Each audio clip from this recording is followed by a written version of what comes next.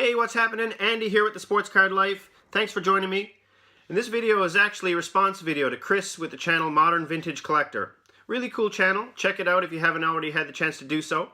Some sports card stuff, but also some really neat stories of baseball history that he calls baseball oddities. His channel just recently passed 100 subs, and he's having a contest where he wants to know our biggest faux pas of collecting, our #1 regret, so to speak, over the years of buying, selling, and trading. My #1 regret in the hobby over the years of collecting is head and shoulders above all the other faux pas, so to speak. More on that in a second. There's probably a few other stories worthy of honorable mention, but one that comes to mind was back in probably 1989, 1990. I was 14 or 15 years old. That was in the boom of the hobby, and I'd bought and sold and set up tables at all the shows. And I'd always wanted a Wayne Gretzky rookie, and I was ready to make a purchase on one. And I remember going over to this other dealer's house, and he had maybe at least 20 Wayne Gretzky rookies out on the table, and they were all raw. This is long before third-party grading even existed. And they were either $55 or $85. And I was going to buy one of the $55 ones. And I remember going through them with a fine-tooth comb, trying to get the best deal I could for my 55 bucks. Ended up buying one. I was super stoked about having a Gretzky rookie. Sold it a couple years later, made a little bit of profit on it. But I remember telling my dad at the time, looking at all these Gretzky rookies and saying, we should buy them all. And of course, in hindsight, that would have been an awesome move. But can't look back on that with too much regret because just didn't have the money to purchase them all at the time. You know, there's lots of times you look back in hindsight of what you should have did. But the one biggest faux pas, and I think what stings the most about this particular incident, was that I was so close to making the purchase. And it was a 1952 Topps Mickey Mantle rookie.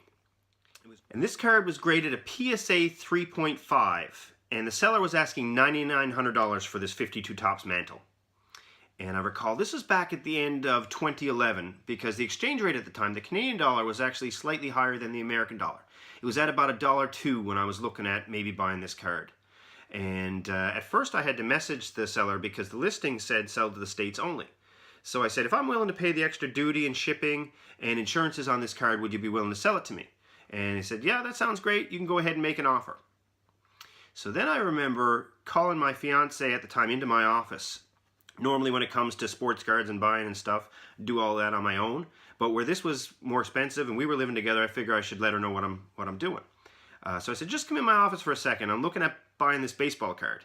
And she said, yeah, okay. And I said, no, this one's expensive. And basically she said, you know what you're doing. If you think it's a good deal, go ahead. Which was pretty awesome. So I offered $6,750 for this 52 Topps Mantle. A little bit under what they were asking, but in general, when I get an offer, you know, especially if that kind of money on a sports card, you know, I appreciate any offers, and you can easily just say no. And I was also willing to negotiate a little bit up from there. But he replied, he said, thank you very much for your offer, but I think I have a buyer at $9,200. So in hindsight, this is the biggest faux pas. I should have stretched. I should have went for it. I'd always wanted one.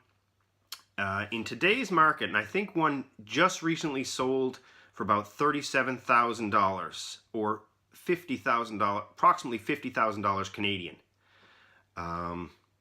Yeah, so looking at over 8-9 years ago, I'd love to own a PSA Mantle now, and looking at having to spend that kind of money, what an investment it would have been. That is, should have stretched and got it. That's my biggest faux pas. I hope you enjoyed the story. Please like and subscribe, and check out Chris's channel too.